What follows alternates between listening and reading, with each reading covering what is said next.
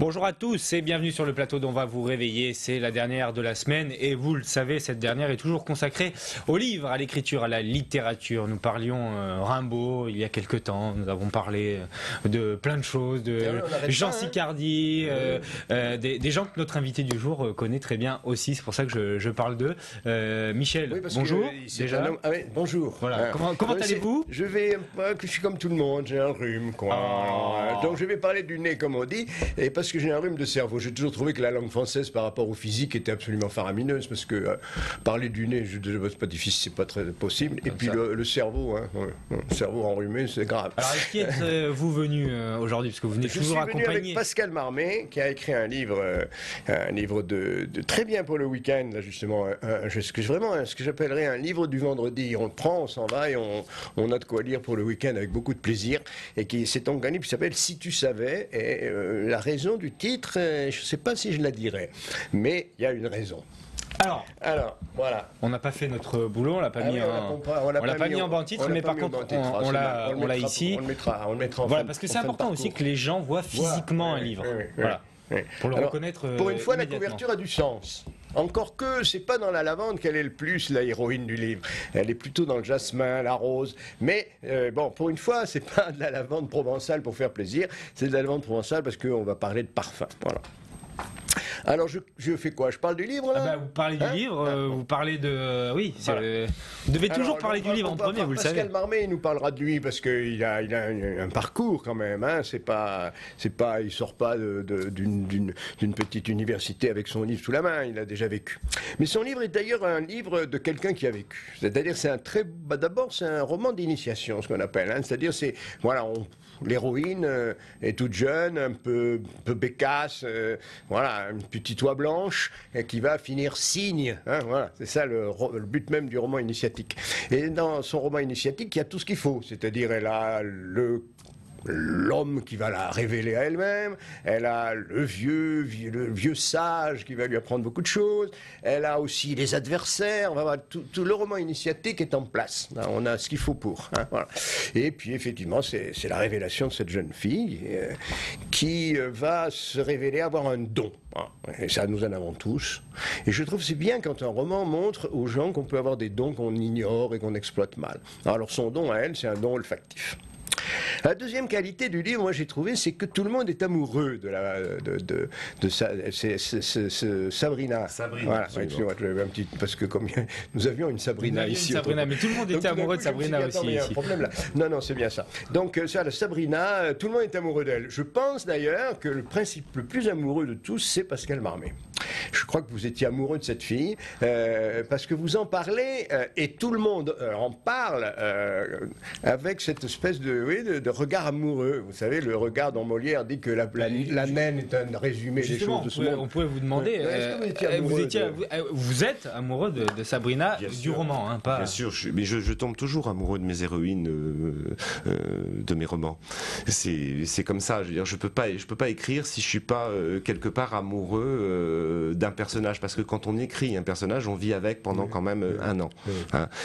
Pour Si tu savais, j'ai eu 6 mois d'écriture et j'ai eu 6 mois de correction, donc en tout 1 an pour écrire ce livre. Entre les mains de France Empire, et à France Empire, il y a des éditeurs qui sont cruels pour les auteurs en général. Ils sont cruels et ils nous font faire des exercices de style en fait, parce que Jean Castarède est un éditeur, mais également c'est un historien, c'est un essayiste. C'est quelqu'un de très bien. Il est aussi PDG d'une société d'Armagnac, donc c'est pour tout vous dire. Ah oui, mais ça je savais pas. Oui, c'est bien d'un éditeur comme ça. Oui, je préférerais celui-là que celui qui... Bon, enfin, voilà. Au moins quand il lit des choses pas très agréables, il prend un peu d'Armagnac. Et alors, le terme roman initiatique, est-ce que ça vous convient déjà? Bon, en général, il vise juste, hein, Michel. Vous avez l'air un peu plus nuancé que non, mais Michel a fait une lecture du livre, enfin une analyse du livre qui me convient parfaitement. Hein. C'est pas fini, j'en ai encore à dire. Hein. Sauf que quand même, moi je dirais plutôt un parcours initiatique de la jeune Sabrina Nicolini, qui va devenir, donc puisqu'on parlait du nez tout à l'heure, qui va devenir un nez à Grasse. À Grasse, on peut le dire. Et chez Gallimard.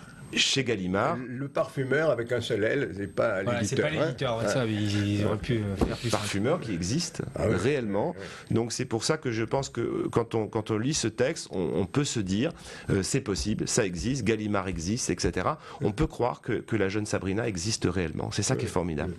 Et que j'en suis amoureux, bien sûr. Voilà. Après, et d'ailleurs c'est pour ça que je crois que vous êtes non seulement amoureux de Sabrina, mais amoureux de ce parcours. C'est-à-dire que vous aussi, vous êtes arrivé sur la Côte d'Azur. Vous êtes venu d'ailleurs. Hein, voilà. Et c'est ce qui lui arrive. Et donc elle a un éblouissement sensuel quand même, hein, et sensoriel, j'allais dire. Et je trouve que c'est un roman, voilà, qui marche avec les 5 sens. Voilà, c'est un roman sensuel, pas au sens érotique, hein, mais c'est un roman qui marche avec les 5 sens. C'est-à-dire, vous êtes un écrivain physique. Pas comment dire, pas mental. Hein, vous êtes un écrivain physique. Vous voyez, vous sentez, vous touchez, vous goûtez. Voilà, il y a tout ce qu'il faut. Là, les 5 sens y sont. Vous entendez. Hein, il y a de la musique, le pianiste. Voilà. Donc c'est un roman des 5 sens. Alors c'est un roman d'amour et d'amoureux. C'est un roman initiatique et je crois que c'est un roman des 5 sens, ce qui nous amène toujours au sud du 45e parallèle, de Biarritz à Grasse, avec voilà, des personnages féminins et masculins qui sont très sympathiques et aussi très, très odieux, comme il faut, quoi, voilà. Donc moi j'ai bien aimé, voilà, je l'ai lu avec beaucoup de plaisir. C'est pour ça que j'ai dit que c'est un roman du vendredi. Je veux dire par là, c'est un très... Voilà, c'est bien fait. Et puis, moi j'ai bien aimé, vos phrases sont courtes, vous nous embarquez pas dans du baratin inutile, vous allez droit au but et puis voilà, vous avez un regard sur le monde et une sensualité sur le monde qui est, je trouve, très plaisante. Voilà. Alors, moi j'ai une petite question d'ordre tout à fait terre à terre, mais c'est pour savoir si vous êtes aussi dans la cible de Michel Serres. Est-ce qu'il y a beaucoup de dialogues dans votre livre? Oui, il y a des dialogues. Il y a aussi, c'est un ouvrage très moderne, un roman très moderne. Il y a également beaucoup de textos, beaucoup de SMS. C'est très moderne. Et vous qui... Oui, c'est vrai. Mais bon, moi d'habitude, je suis pas très chaud pour les dialogues. Mais là, ça m'a pas gêné du tout. Hein. Non, ils sont pas très longs en plus, ils sont en situation toujours. Et puis il y a beaucoup de monologues intérieurs. Moi, j'aime bien dans le roman quand même quand l'auteur prend en charge son personnage et voilà, nous fait vivre avec lui par des monologues intérieurs. Donc elle reçoit des SMS, il s'en envoie.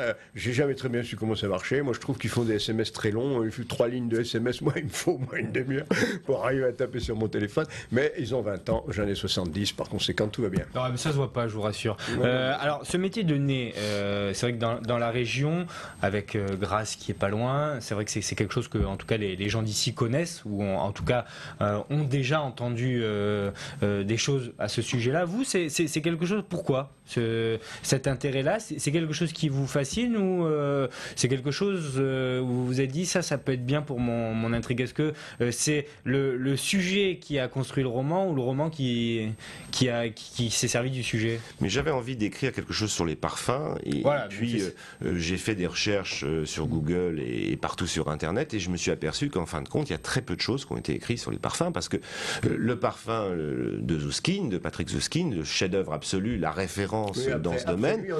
Après lui on a du mal et on m'a dit mais tu es un peu fou de t'attaquer à ça. Donc j'ai voulu écrire complètement autre chose. J'ai voulu écrire un roman optimiste, un roman sur lequel tout le monde a sa chance. Encore faut-il la rencontrer. Je veux dire, Sabrina aurait pu rester toute sa vie dans ce petit caddie market, donc j'ai inventé d'ailleurs. Elle aurait pu rester toute sa vie dans ce caddie market. Elle aurait pu rester toute sa vie caissière et se marier avec le petit livreur du coin si elle n'avait pas rencontré Marc.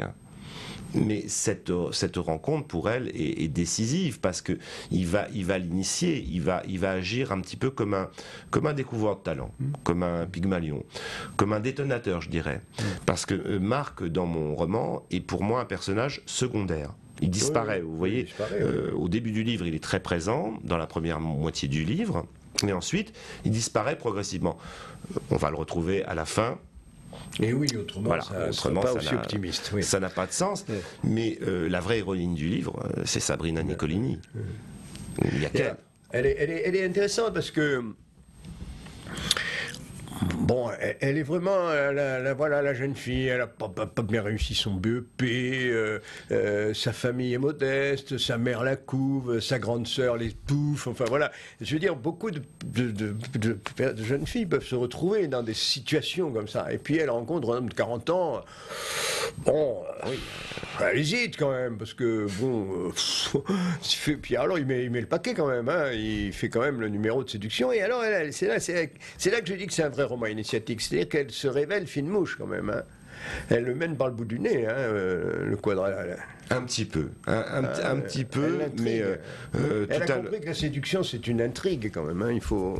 Mais tout à l'heure vous avez dit oui, elle est un petit peu gourde, un petit peu oie blanche, etc. Moi je dirais pas ça. Je dirais qu'elle est vierge dans tous les sens du terme d'ailleurs. Ça je sais pas. Hein, quand même quand la première fois où elle rencontre Marc pour charnellement, ça paraît pas être la première fois quand même. Mais bon ça voilà, je veux pas insister là-dessus. Non, ce que je veux dire c'est que voilà, c'est vraiment, c'est ça une initiation. Hein, c'est quand quelqu'un sort d'une chrysalide, il devient papillon. Voilà, c'est un petit peu donc c'est ce qui lui arrive. Alors, elle est bon. Marc est un personnage qui est intriguant quand même aussi. Hein, votre quadra là. Qu'est-ce qui se passe avec son restaurant? Ça marche pas. Je n'ai pas bien compris. Là, expliquez-moi pourquoi il est mal à l'aise. Il a fait la crise de la quarantaine. Il n'a pas tout à fait 40 ans dans le livre, mais enfin bon, il s'en approche peut-être. C'est peut-être la crise de la quarantaine, effectivement, mais c'est vrai que son restaurant il marche pas trop, et puis en fin de compte il se pose beaucoup de questions, ce Marc, hein. Il se pose beaucoup de questions, c'est un homme qui a eu beaucoup de chance dans sa vie. Tout a marché avec lui. Tout a marché avec lui. Sauf l'amour. Sauf l'amour, oui. Et puis à la suite d'une rencontre, parce qu'il y a ça aussi dans le livre, je crois qu'il faut le dire, Michel, il y a également un petit transfert de chance entre Marc et Sabrina. À partir du moment où Marc va rencontrer Sabrina dans la supérette, dans le petit caddie market, lui qui a toujours eu de la chance, il va lui arriver une série de poisses pas possible, et elle qui n'a jamais eu de chance va avoir toute la veine possible, et elle va avoir beaucoup de chance. Et comme dans tous les romans initiatiques, il y a le destin, et le destin qui est symbolisé par une jeune femme qui est une cousine de Marc, et qui va être justement ce passeur de destin qui va changer l'existence de cette jeune femme. Alors voilà, ça s'appelle Si tu savais, c'est signé Pascal Marmé aux éditions France Empire. On va se retrouver bien sûr pour la deuxième partie, mais pour l'heure, reportage, les petites bestioles bien sympathiques des nouveaux animaux de compagnie, c'est Serpent et compagnie, vous allez voir, c'est super. Michel, vous avez beaucoup aimé. Ah oui, ma femme aussi.